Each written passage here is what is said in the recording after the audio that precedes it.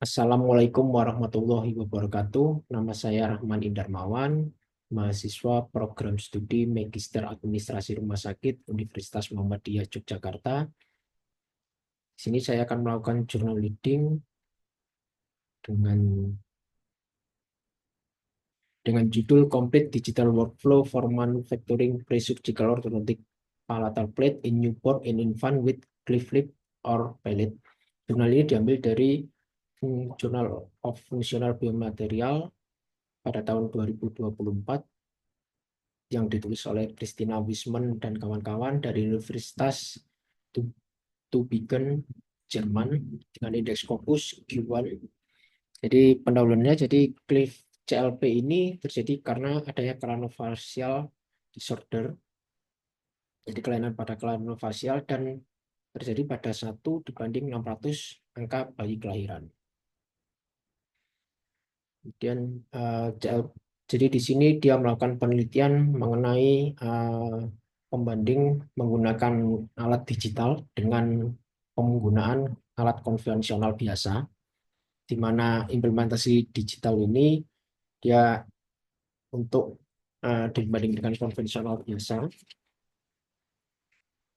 di mana dia menggunakan alat CAM dan CAD dan CAM berbasis komputer untuk melakukan pembuatan alat dan melakukan intraoral scanningnya, dibanding kalau yang sebelumnya kalau yang dulu dia menggunakan alginat biasa atau secara konvensional.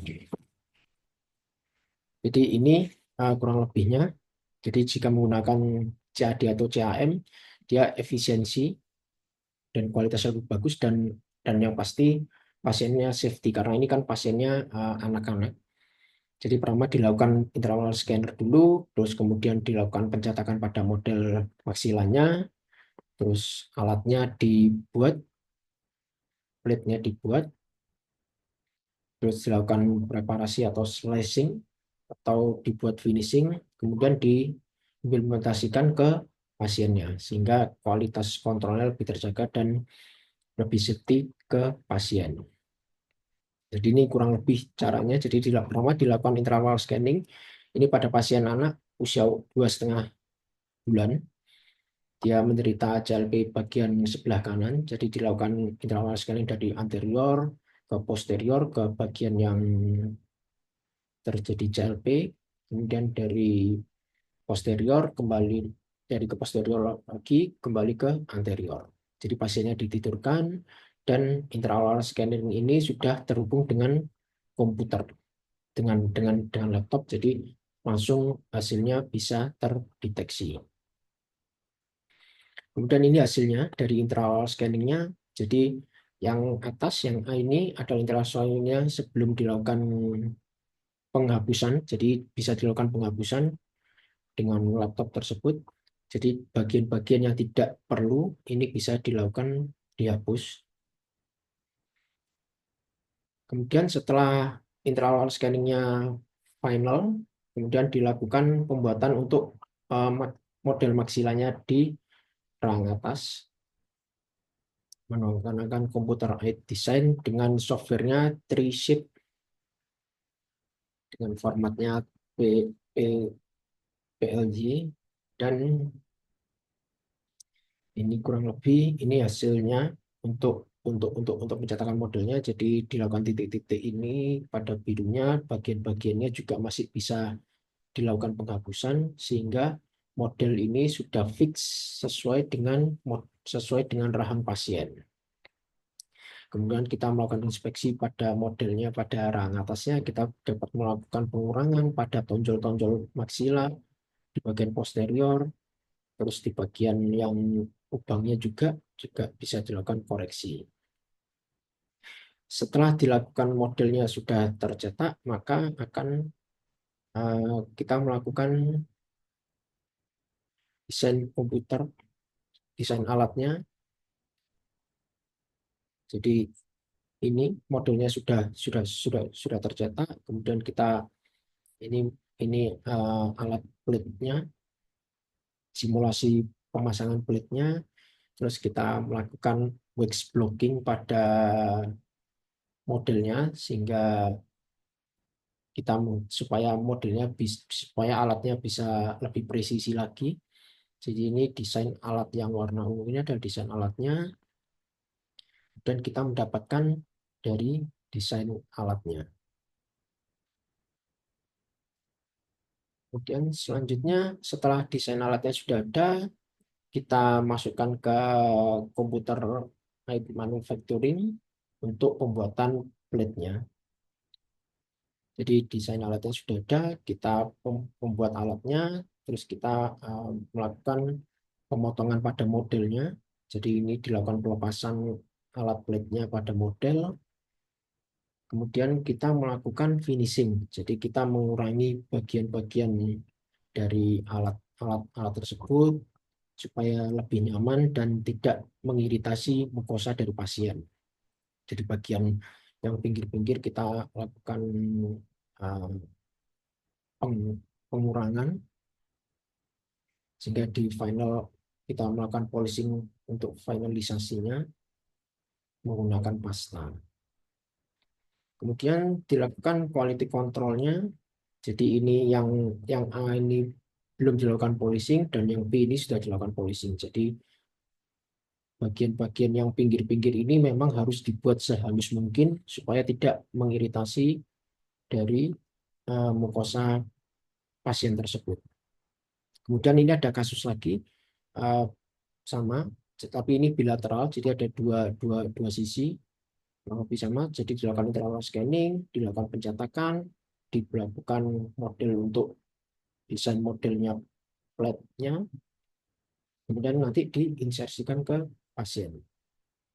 Ini kurang lebih alur kerjanya. Jadi dari ortodontiknya, dari ortodontisnya dia melakukan melakukan pencetakan intraoral scanning pada minggu pertama sampai minggu ke-5. Selesai alatnya, terus dilakukan final preparation. Jangan lupa dilakukan juga edukasi kepada orang tuanya untuk menjaga oral hygiene terutama. Terus terus dilakukan kontrol terus sampai minggu ke-12.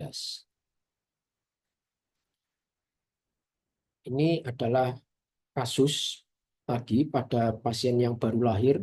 Jadi jam 6 pagi dia baru lahir, kemudian dilakukan intraoral scanning pada jam 9 pagi dan pemasangan plate-nya pada jam 4 sore.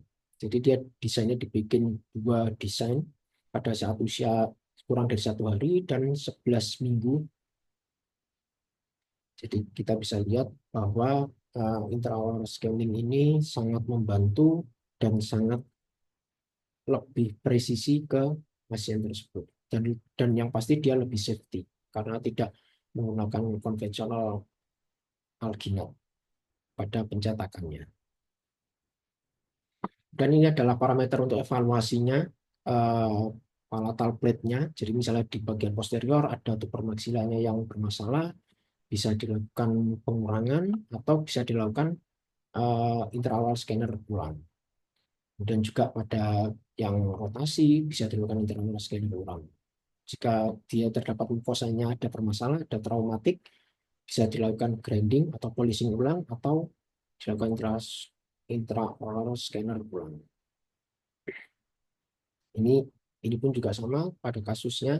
Jadi pasien ditidurkan, terus kemudian dilakukan intraoral scanner.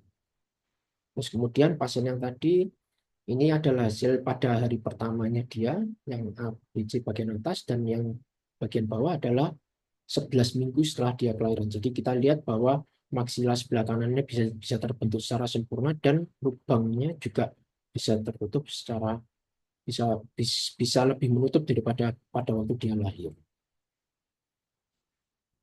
Dan resultnya jika kita menggunakan internal scanning memang ini jauh lebih safety dibandingkan dengan konvensional. Terus dia lebih presisi, dia lebih jadi dia lebih presisi, lebih lebih hasilnya lebih bagus dan lebih detail. Sehingga pembuatan alatnya pasti akan lebih fix. Ini kurang lebih tabelnya dari alginat impression dan menggunakan iOS. Jadi kita bisa lihat total time-nya kalau menggunakan alginat atau konvensional dia waktunya lebih lama dan cost-nya juga lebih lama. Dan cost-nya juga lebih mahal. Jadi waktunya bisa 40 menit dibandingkan dengan 7 menit dan cost-nya jauh lebih mahal menggunakan pencetakan konvensional. Terus untuk manufacturing-nya secara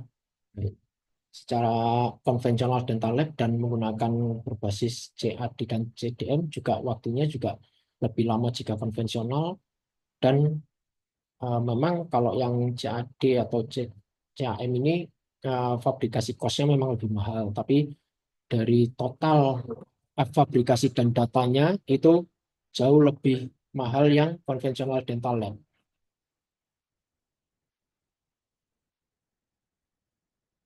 Dan kita bisa lihat conclusion-nya. Jadi misalnya kita menggunakan iOS, itu jauh jauh lebih safety, kualitasnya lebih terjaga, dan lebih efektif.